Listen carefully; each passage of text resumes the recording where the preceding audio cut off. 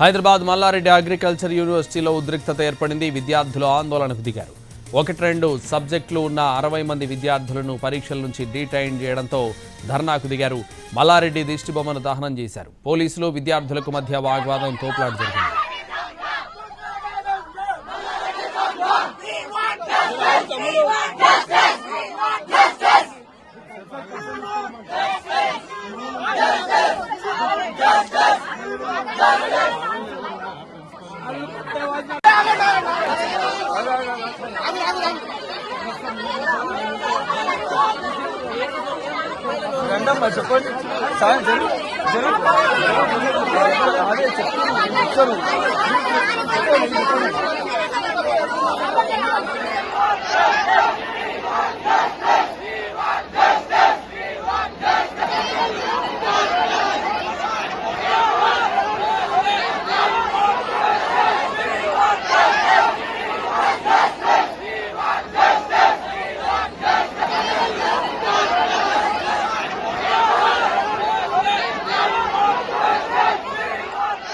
Hyderabad Mallareddy agriculture యూనివర్సిటీలో ఉద్రిక్తత ఏర్పడింది.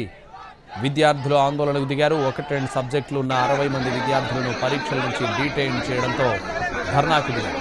మల్లారెడ్డి దిష్టిబొమ్మను దహనం చేశారు. పోలీసులు విద్యార్థులకు మధ్య వాగ్వాదం, తోపులాట జరిగింది.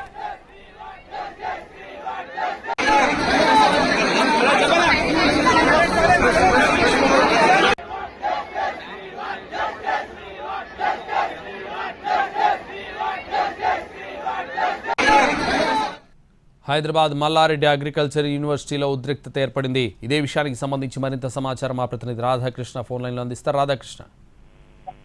సంతోష్, ఇప్పుడు అగ్రికల్చర్ యూనివర్సిటీ మల్లారెడ్డికి సంబంధించింది. ఈ యూనివర్సిటీలో ఇవాళ ఉదయం నుండి కూడా అక్కడ ఉన్న స్టూడెంట్స్ అందరూ కూడా ఆందోళన చేస్తున్నారు. ఒకరు కాదు, ఇద్దరు కాదు, దాదాపు 60 మంది విద్యార్థులు డీటైన్ కావడం జరిగింది. ఇందులో చాలా మందికి హాజరు శాతం తక్కువగా ఉంది, అంటే అటెండెన్స్ తక్కువగా ఉండడంతో పాటు దాదాపు 2 సబ్జెక్టుల్లో ఫెయిల్ అయిన విద్యార్థులు ఉన్నారు.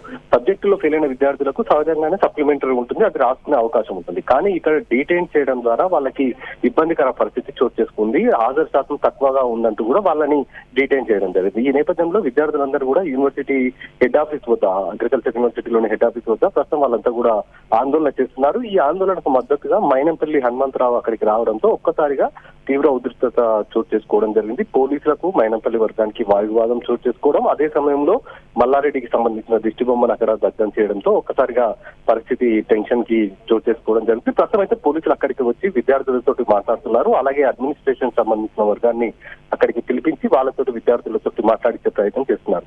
ప్రధానంగా విద్యార్థులు కోరుతున్నది ఒకటి, డీటైన్ చేయాల్సిన అవసరం లేదు, తమకి సప్లిమెంటరీ ఛాన్స్ అనేది లేకుండా పోతుంది కాబట్టి డీటైన్ తక్షణమే ఎత్తివేయాలనేది ప్రస్తుతం అక్కడ ఉన్న విద్యార్థులు డిమాండ్ చేస్తున్న పరిస్థితి. సంతోషం. Right, thank you Radhakrishna. We want justice! We want justice!